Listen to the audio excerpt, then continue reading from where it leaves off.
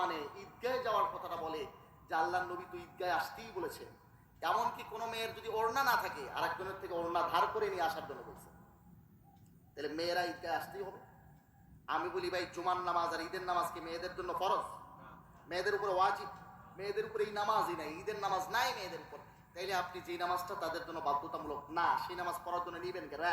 দ্বিতীয় কথা, এই যে হাদিস শরীফটা দিয়ে আমার লামাসাবি বন্ধুরা দলিল দেন যে আল্লাহ নবীর জামানায় মেয়েরা ঈদগাহে আসতো, এমনকি আল্লাহ নবী বলেছেন যে সমস্ত মেয়েদের ওড়না নাই তারা যেন ওড়না বান্ধবীর থেকে ধার করে নিয়ে ঈদগাহে আসে।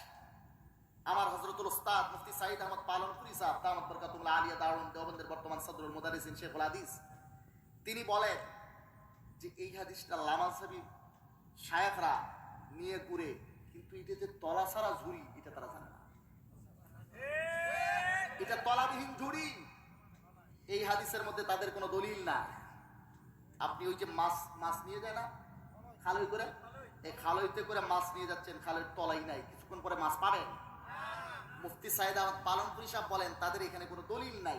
তারা যদি একটু চিন্তা করে দেখেন, এখানে আল্লাহর নবী বলছেন যে সমস্ত মেয়েরা ঈদগাহে যাবে, এমনকি ঋতুবর্তী মেয়েরাও যাবে। আচ্ছা একটা কথা আমরা চিন্তা করি, ঋতুবর্তী আপা আল্লাহর নবী বলেছেন যেতে, বোঝার চেষ্টা করেন।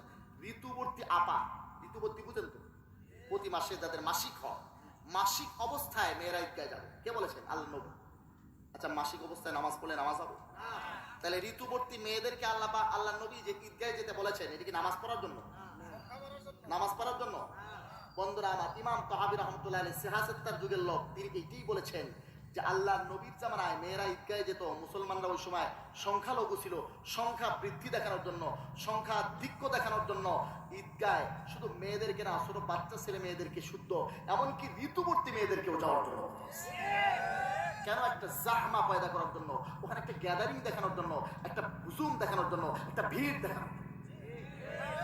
বন্ধুরা আমার, এরপরে ইমাম তাহাবী রাহমাতুল্লাহ বলেন আয়াত নাযিল হইছে, সূরা আহজাবের